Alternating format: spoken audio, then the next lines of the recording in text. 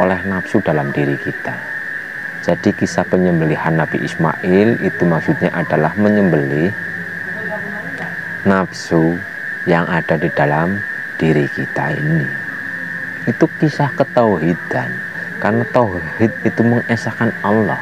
Jangan sampai hati kita ini diisi oleh makhluk, karena hati ini hanya untuk Allah, yaitu qalbu mu'min baitullah.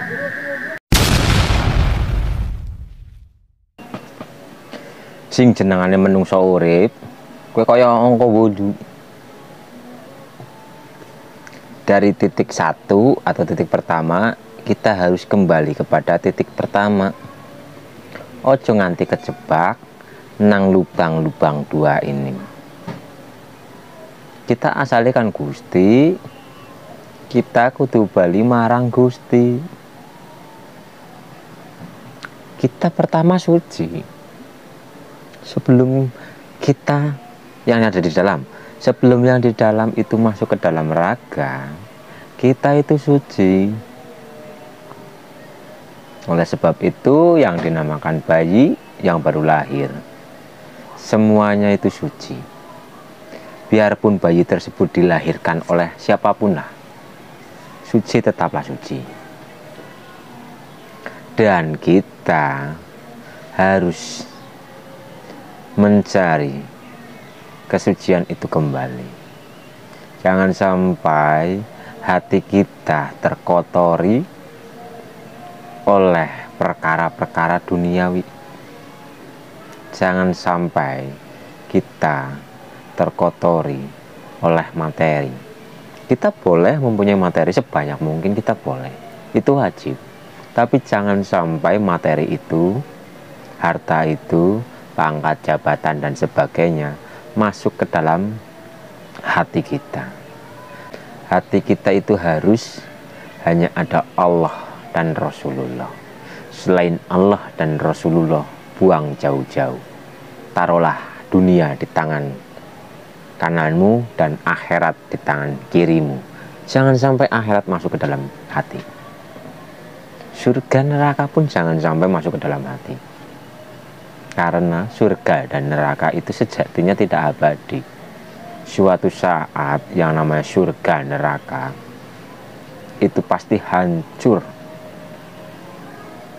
Dan yang abadi itu hanyalah Allah. Jadi jangan sampai kita terjebak oleh semua itu. Karena apa? Karena kesadaran itu bertingkat-tingkat. Kesadaran itu bertingkat-tingkat. Ada yang berkesadaran duniawi, bertingkat lagi ada yang kesadaran akhirat, bertingkat lagi ada yang kesadaran hanya ada Allah. Dimanapun kamu menghadap, di situ aja Allah. Inna lillahi wa inna ilaihi raji'un. Kita asalnya dari Allah, kita harus kembali kepada Allah. Mungkin pemahaman ini jarang dibahas di kalangan umum, karena ilmu-ilmu seperti ini dari dulu itu memang selalu dirahasiakan. Yang mempelajari hanya orang-orang yang sudah melewati berbagai ujian, sudah melewati berbagai tahapan-tahapan. Tapi jika ilmu-ilmu seperti ini sangkan paraning dumadi hanya dipelajari oleh orang-orang tertentu, hanya dipelajari oleh ruangan-ruangan tertentu, maka sampai kapan saudara-saudara kita memahami ilmu sejati? Jadi mari kita semua yang paham tentang kesejatian, tentang jalan sunyi, tentang pencarian jati diri, mari kita sampaikan kepada umum dengan cara sedikit demi sedikit, jangan langsung jangan, karena pemahaman setiap manusia itu berbeda. Jangan sampai kita memberikan wejangan atau memberikan arahan atau pencerahan kepada orang yang sama sekali belum paham, langsung dengan tanpa tading aling-aling, jangan. Kita arahkan sedikit demi sedikit, kita serimpit-serimpit dalam obrolan, lama-lama akan meningkat. Itu tugas kita semua. Karena apa? Ilmu sejati, pencarian jati diri, pencarian Tuhan itu sangat penting. Dalam Al-Quran pun sudah disebutkan ketika Nabi Ibrahim mencari Tuhannya. Ketika Nabi Ibrahim mengira bahwa bintang, bulan, matahari itu adalah Tuhan. Jangan sampai takut untuk melangkah. Jangan sampai takut salah atau keliru. Karena apa? Karena Bapak Tauhid para Nabi pun pernah mengalami kekeliruan, yaitu mengira bahwa bintang, bulan, matahari itu adalah Tuhannya.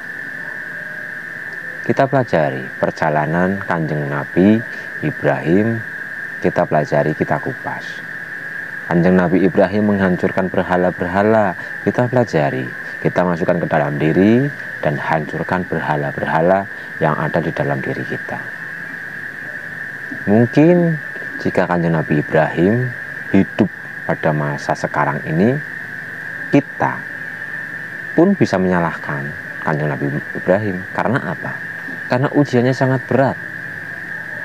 Dalam ceritanya kan Nabi Ismail dan Ibu Hajar diasingkan oleh Kanjeng Nabi Ibrahim di tengah gurun pasir yang tanpa pohon, tanpa minuman dan sebagainya. Kalau zaman sekarang mungkin ada orang yang seperti itu, mungkin kita dianggap gila, mungkin kita dianggap stres. Karena apa? Karena mengasingkan istri dan anaknya ke tempat yang sama sekali tanpa ada makanan. Ketika mulai dewasa, ada perintah untuk disembelih.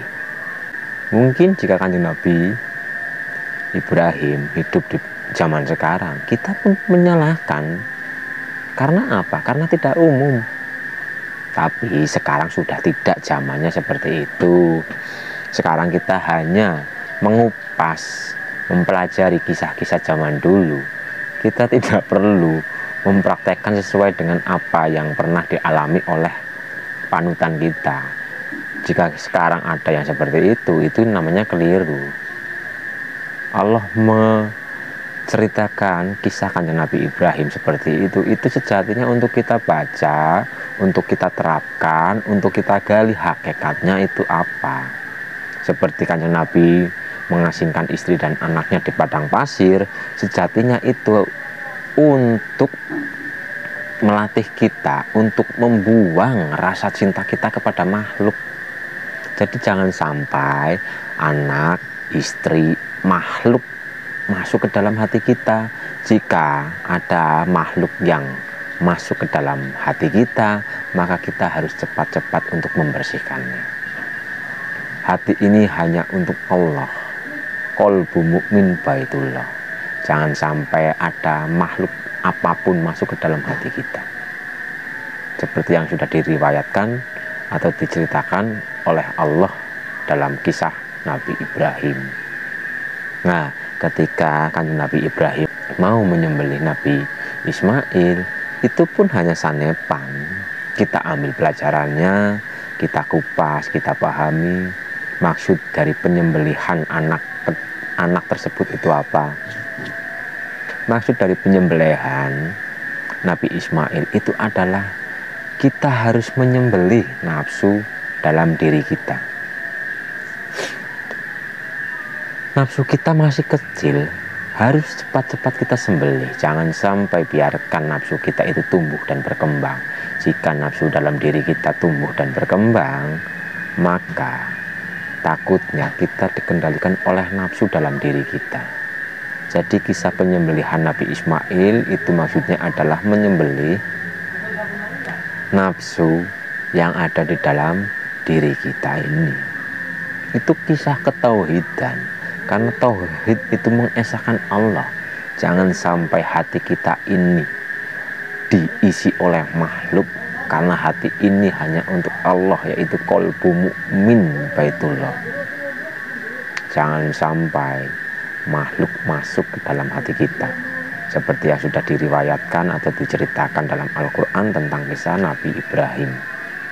Jadi kisah Nabi Ibrahim itu harus kita pahami, harus kita gali makna hakikatnya dan masukkan ke dalam diri.